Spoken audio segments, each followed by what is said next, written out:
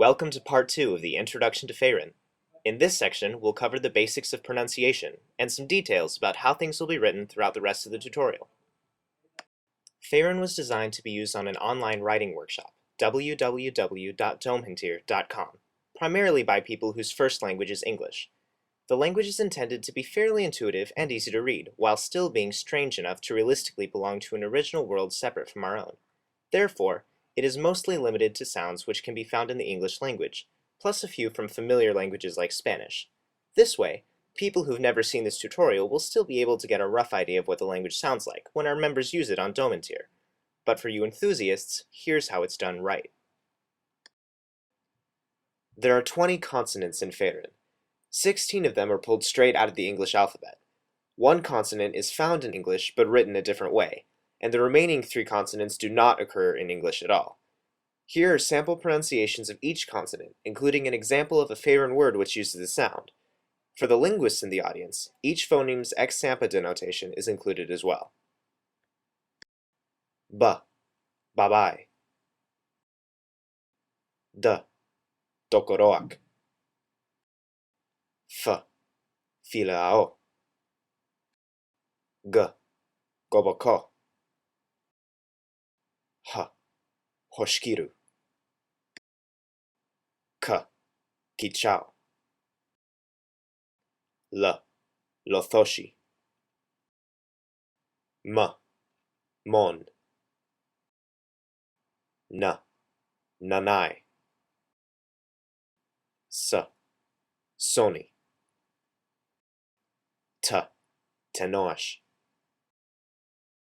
V, vethaire.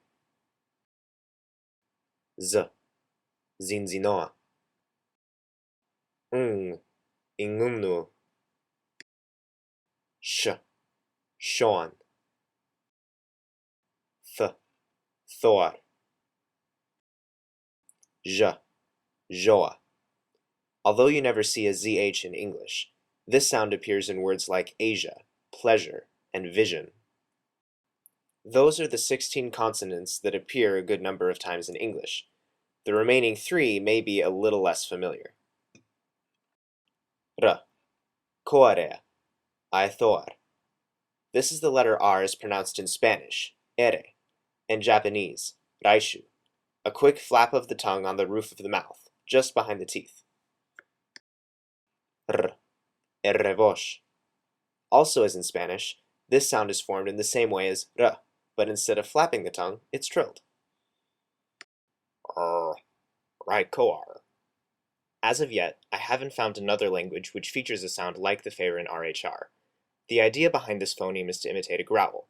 To pronounce it, first make the R sound as it appears in English. Then, slide your tongue to the back of your throat and drop your pitch until your voice creaks. Feayran has 5 vowels, which are all pronounced as in Spanish and Japanese. U, ulkauth. I, iski. Elaere. A, alaisha. O, oashoa. A diphthong is any combination of 2 or more vowels without a consonant in between. While diphthongs in some languages, like English and French, may sound only slightly similar to the vowels they're made of, diphthongs in Feayran are formed by pronouncing each component vowel in sequence. However, the components should not be separated.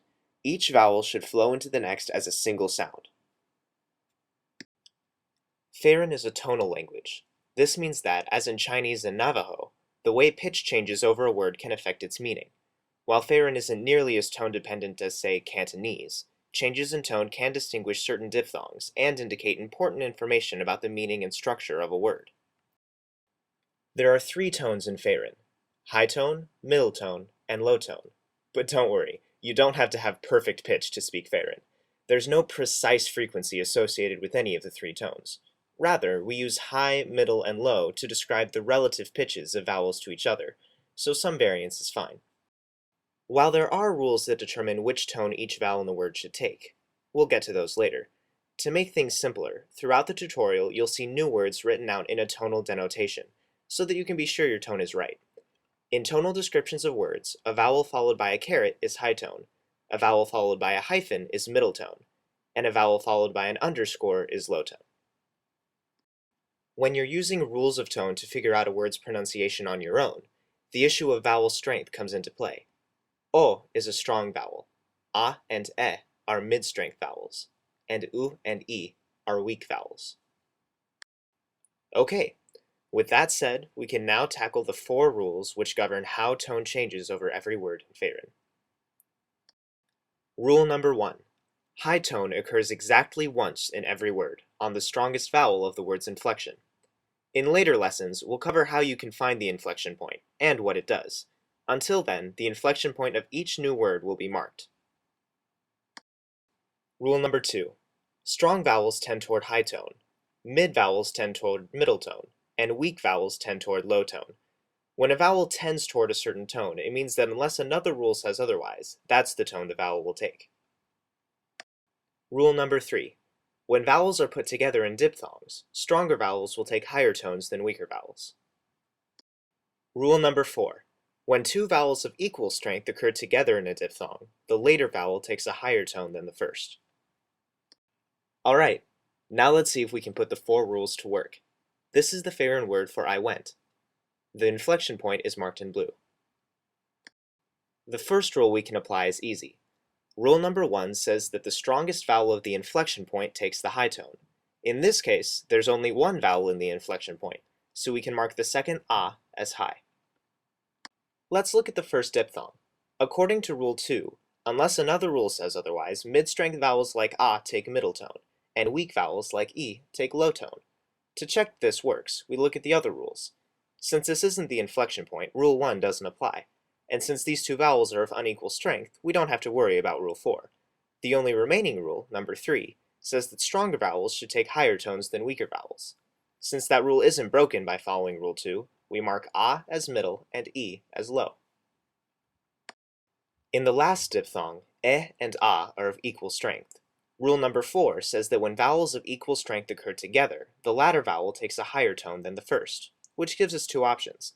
We could either mark E as low and A as middle, or we could mark E as middle and A as high. However, according to rule number 1, high tone can only fall on the word's inflection point. Therefore, we have to mark E as low and A as mid. With that, we have the tone for every vowel in the word. Ka, I, ka, re, a, kaikarea. As with most things, the key to getting an ear for tone is to practice. If you play the consonants and vowel sections again, see if you can pick out the high tones in the example words, and how the 4 rules work together to make each word sound the way it does. That about covers things. Now, some of you observant types might be asking, wait, the word Feayran doesn't sound particularly Feayran.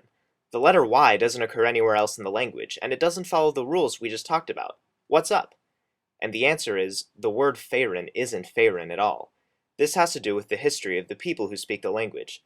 The explorer who first made contact with them mistakenly surmised the name of their race, somewhat akin to Christopher Columbus dubbing Native Americans Indians. The word Feayran is actually taken from that explorer's language. The reason we use the incorrect name in the tutorial is because the true Feayran name for the Feayran language is Laoshti Kimwiotwayanoi. And honestly, Feayran is just easier to type. That concludes part 2 of the Introduction to Feayran. Thanks for tuning in, and until next time, Vua Shoyath.